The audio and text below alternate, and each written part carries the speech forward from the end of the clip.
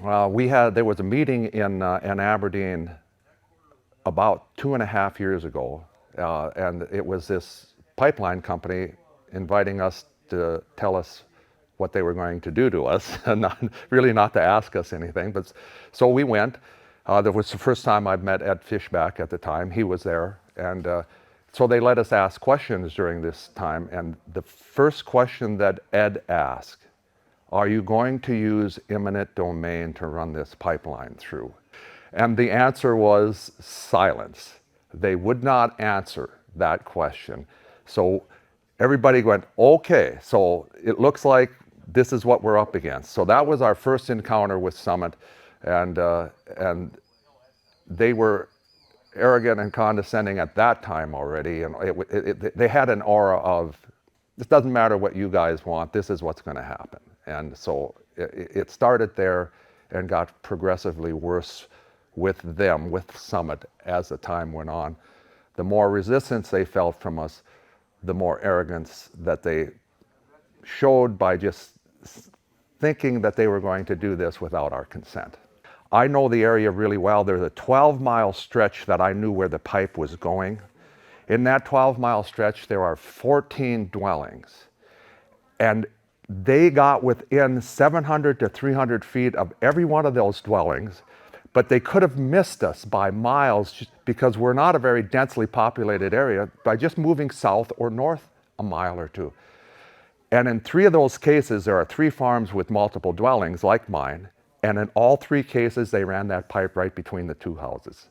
And we don't know what the reason was that. There's just no rhyme or reason except that they wanted to scare us or run us off or whatever. We don't know why, because an alternative was so easily done that it was crazy.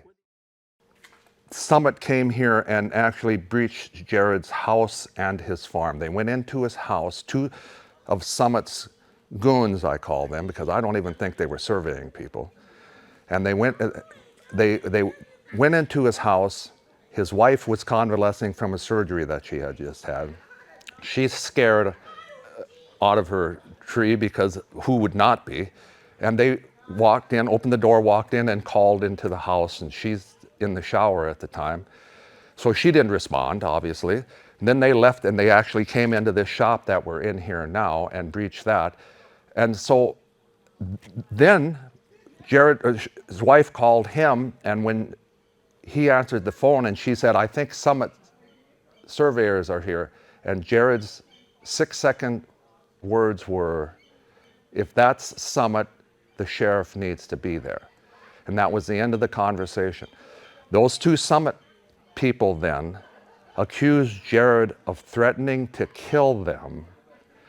They filed affidavits to that regard, and Jared had to go to court to clear his name, but Summit has never been held accountable for that very serious false accusation. They have not yet to this day, and that's been a year ago now. The judge simply would not listen to the evidence, and he just said to Jared, "Clear your name on social media." But he couldn't charge, but they were trying to hold Jared in contempt for that reason. So he couldn't charge Jared with contempt because there was no evidence of that. But he would not hear the evidence of the real crime, which was breaking and entering, trespassing, and filing false affidavits that he threatened to kill them. Then when we were sitting in the courtroom, those of farmers, the judge told us then that Summit is going to get this survey, and if any of you, he was addressing us sitting out there in the audience. He was addressing us. Any of you out there gets in Summit's way, I will throw you in jail. Then on June, that was like the first part of June. Then on June 20th, I'm in Aberdeen, and I get a call from a friend of mine that said, Summit is out at Jared's place surveying. Would you go there and see if you can help? And when I got here, Jared was being held in this yard by the local sheriff's department because The judge ordered him not to be within 300 feet of any surveying crew that came out. And they were just here, just north of the shed a little bit, in his soybean field, across his trees, drilling holes in the ground, which is not surveying anyway. And then when I got here, Jared gave me a side-by-side and he said, go out there, Mike, and film what's going on, record what's going on. And I did. And I was here for 6 hours and recorded the whole thing. Then they moved from the soybean field into a cornfield and just simply ran this stuff over, drilled another hole in the ground 90 feet deep, and just unapologetic. And there were at least a half a dozen Summit cars, shaded windows, sitting on the hills around here watching us. And we don't know with what kind of armament they might have had, but I'm sure they had something because we've seen them on other occasions wear guns when they were out. So, so we know that took place. The pipeline is a non-starter because it has no scientific profit for anything. A 6th grade science student will understand that the plant needs carbon to grow, and for each atom or for each molecule that a plant uses, it returns 2 atoms of oxygen into the air. If you go into a greenhouse, they increase their carbon by 4 to 5 times the amount that we have in our atmosphere. And if you walk into a greenhouse, you go, wow, this is really good, you know? CO2 is the essence of life for us because it feeds our plant. 1 acre of corn requires 8 tons of CO2 to go from infancy to maturity. By the way, an acre of mature trees requires about 5 tons of CO2. So corn is doing about twice as much good as a mature rainforest, perhaps, or something like that. I mean, farmers are doing more good to capture CO2 than anybody ever. And they will admit that this pipeline, sequestering this carbon or capturing it from these ethanol plants, will not move the needle a little bit, not even one way or the other. They know that. And you ask them, then why do you want to do it? Well, look at all the money we're going to make. That's the response. You know, I'm paraphrasing a little bit, but that's exactly what and how they put that. We're doing it, and we don't. You know, we're going to make money. You guys just behave and settle down and sit down and shut up. So, the second thing is this pipeline is exceedingly dangerous, and they're not showing us the plume models because they're telling us to the PUC that us people, those of us out here in the hinterlands, don't understand what they would be seeing if we were able to see it. And obviously that's just an excuse to not show it, but I think the plume models would really be an eye-opener to the people.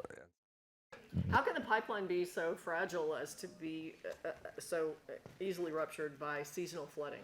Well, it's not that they're that fragile, it's just one thing, they didn't want to bury this pipe more than 4 feet.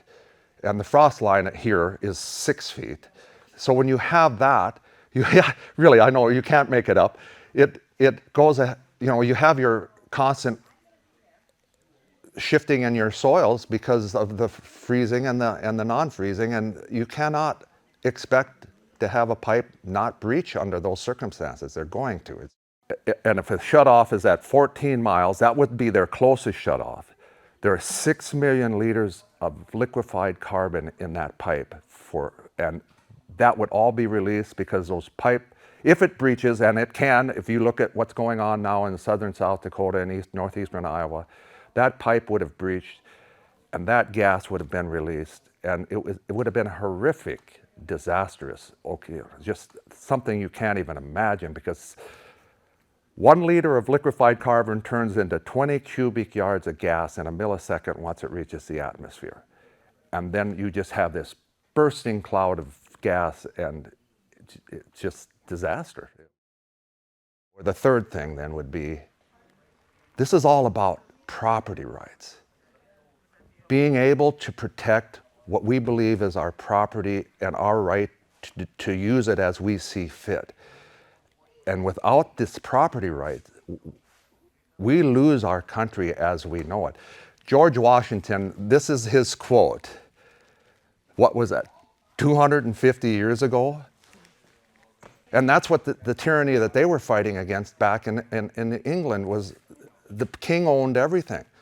And now we have a king again, and that king happens to be the Congress and the Senate and the President of the United States, and it's turning into being our own state. So those are I think, the most important ones, and I think paramount to all of that is the property rights. If we lose our ability, or if we lose the privilege, and I think we're well on our way to that, to not be able to secure our property, we have lost all our rights. So that's the main concern.